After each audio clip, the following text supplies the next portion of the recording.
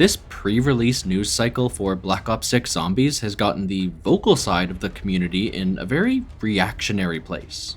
I think both sides of the conversation were probably overreactions in opposite directions, both the Terminus reveal getting hyped up as the greatest zombies in half a decade, and the massive backlash to Liberty Falls.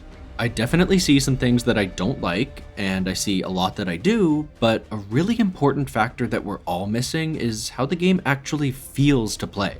What it's like when you have that controller in your hands counts for a lot, and it's something that you can't intuit by just passively watching gameplay. So I'm absolutely waiting to make any definitive statements until I get my hands on it.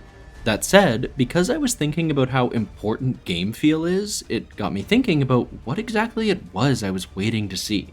Obviously, every little system in the entire game contributes to it, but there's one thing that early Zombies really nailed that for some reason sticks out in my mind. I think something that more recent games have moved away from is having the perfect amount of verisimilitude in how you interact with the environment. Now, I'm not talking about realism, as in what the campaigns have been doing. On the narrative side, especially because the past couple campaigns we've gotten are Modern Warfare, they've been moving more and more into gritty, ultra-realistic Spec Ops style missions instead of being inspired by over-the-top action movies like they used to be, and that's the polar opposite of what I want for zombies. But just on a gameplay level, an underrated reason that the first couple entries really scratch my brain in the perfect way is the way that everything you're doing feels very tangible. Let me try to explain what I mean. At its core, Zombies is an inherently arcadey and therefore unrealistic mode. The main gameplay loop is materializing weapons out of chalk drawings on the wall by trading in money that you earn every single time you hit an enemy with a bullet. The thing is, even though the actions themselves are goofy, they still felt tactile to do. You could feel the weight of actually doing the goofy thing. Take Pack-a-Punch. There's been a lot of discourse about how ever since Cold War, the machine doesn't physically take your gun away anymore. It either pulls up a menu, or without the gun leaving your hands, it just instantly pops up a tier. The popular complaint is that that takes away the risk, where before you could mistime it or get forced away by zombies and lose your gun entirely.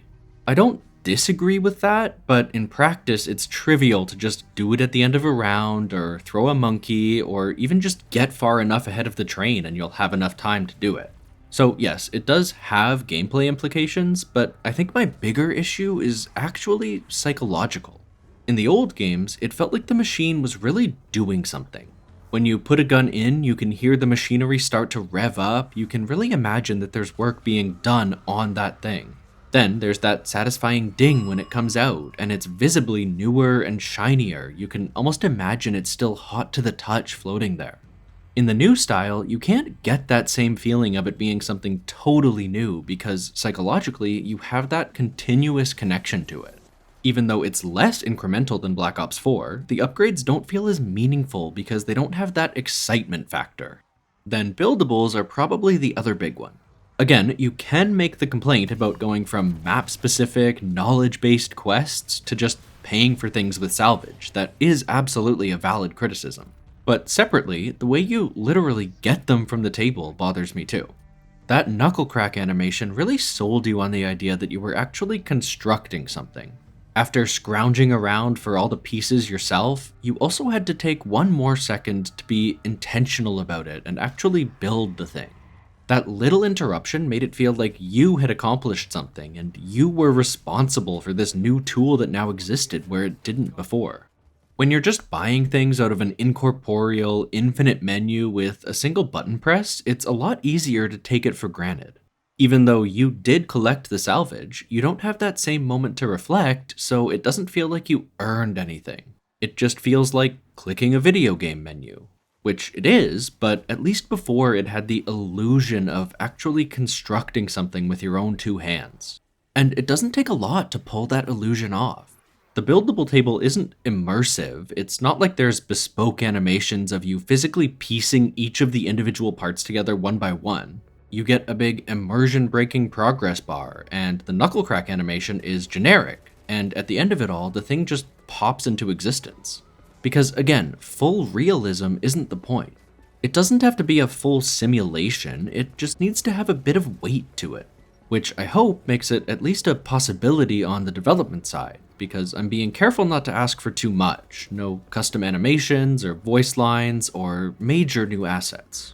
I really do think that they can get a lot of mileage here out of a relatively small investment. But the other big concern that those developers would have would be the impact it would have on the gameplay. It's entirely possible that the Pack-a-Punch was changed, at least partially because of that risk of losing your gun. That was something that they actively didn't want players to run into anymore. The crafting table was 100% an intentional decision for a more streamlined experience. Cold War's gameplay is designed to be across the board more fluid and instantly responsive. There isn't really an easy solution to reconcile the way something like the Der Wunderfizz machine works now with that animation for drinking the perk. They obviously don't want to kick the player out of the UI every time they buy one just to play it. That would be tedious and slow everything down. But that means that you lose that mental connection where you believe that the drinks themselves are what's giving you the abilities. Instead of Perca-Colas, you're just choosing abstract power-ups off of a text list. If you want to instill a specific emotion or convey something to the player, the best way to do that is by directly impacting the gameplay.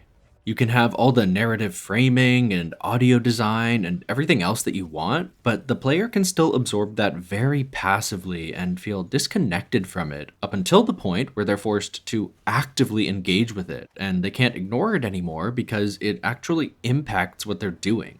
Even a more recent game like Modern Warfare Zombies, needing to hold down the button on the ether extractors or physically pull out the safe drill makes you play the game in a more thoughtful way in higher tier zones. You understand how dangerous places like the Dark Ether are for the characters because you, the player, have to account for those affordances in your playstyle.